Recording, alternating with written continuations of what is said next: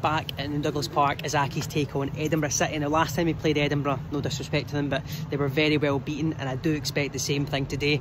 As a changed lineup from last week's game against East Kilbride, as expected, a lot of the kind of mainstays are back in the team, and it's back to what you would call full strength.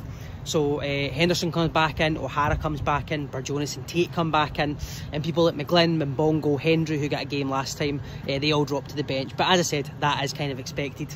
In terms of score prediction today, I do think it'll be another big win for Accies, another heavy defeat for Edinburgh City. I'm going to go 4-0 Accies, I think, today, and I would like to think that Henderson and O'Hara get in between the goal, because we need to see O'Hara start scoring more, so hopefully he picks up one today. But of course, after the game, we are all heading to the Bay Horse for Only Accies Live. I can't lie and say I'm not nervous. I am very nervous for it. We've got Accies legend John Brogan, and we've got Trust Toffee hero Regan Tumilty joining us as well to talk about his Movember charities. And just a reminder, we are raising money for Hamilton District Food Bank and of course Movember. So this video will be coming out after the event. So if you missed it, I'm sorry. Hopefully we'll be doing more in the future, but you can always still donate to your local charities and to Movember as well. We'll have any links that we can in the description of this video and on our social media. So please, if you can give, we would really appreciate it. But yeah, let's get into the game and see how this goes. I'm predicting an Accies win.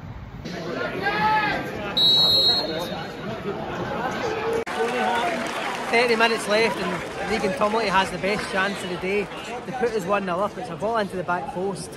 He's the man to beat, and he puts it just by the post. It's been a slow start from Accies, to be fair. That Offord for Edinburgh City's causing us problems. That Offord's causing us problems like they did away from home as well.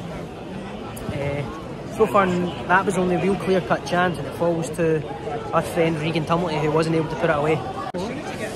About 20 minutes left of the half, and I think the best way to describe Accies has been wasteful. A few decent opportunities, another one there for Burjonis, but still not able just to get the finishing touch and put us ahead. And yeah, I think the word in the first half so far has been wasteful.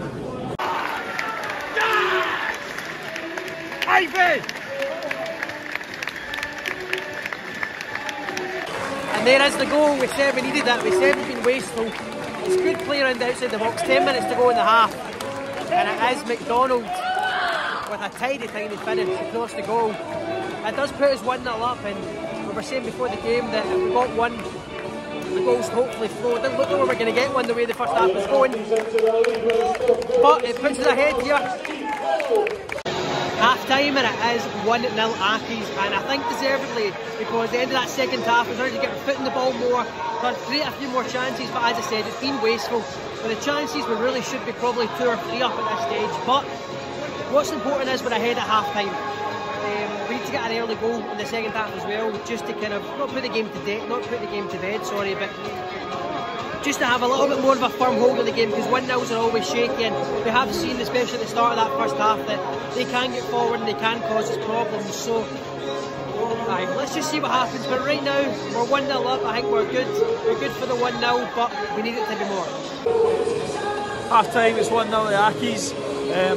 Very happy to be ahead at the break. It was a pretty tough viewing at times, quite frustrating. Dominated possession, created quite a lot of chances, just haven't been able to put them to bed. Kind of same old story of our opening displays this season, but I'm ecstatic to be ahead at the break, because I think this is where the game will really open up.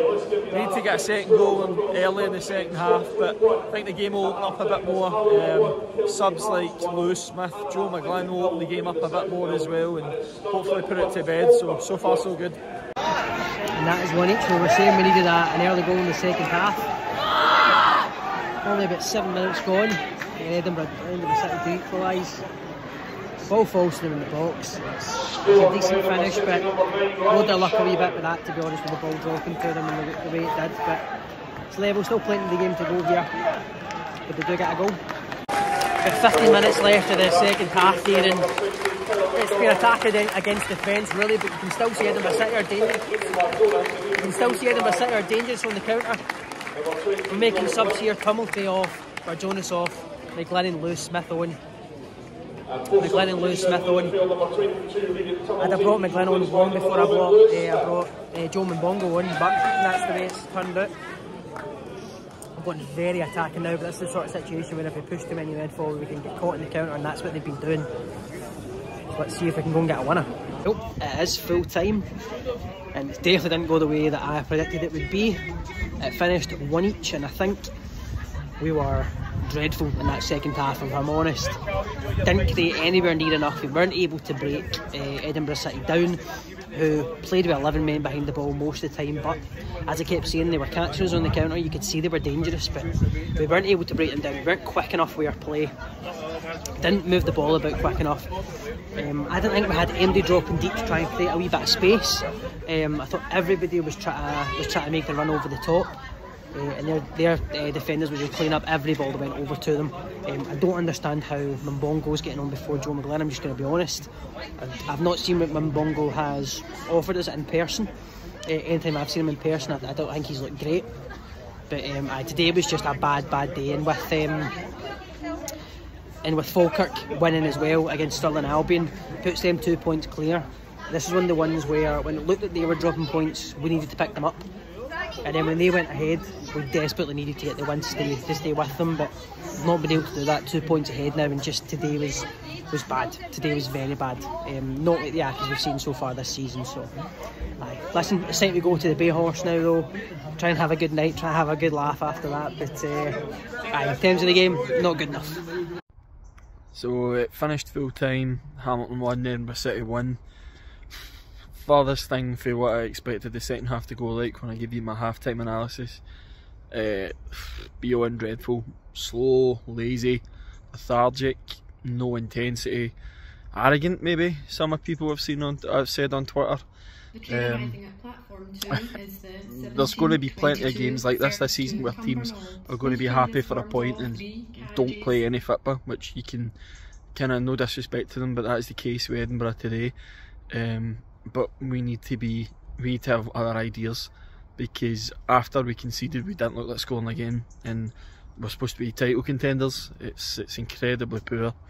I think I've seen a lot of reactions on Twitter that the game should have been out of sight by half time. I totally agree. I think this is a strong case that we do need to start looking at changing the starting 11, because there's too many missed chances in that opening first half that would have put the game to bed.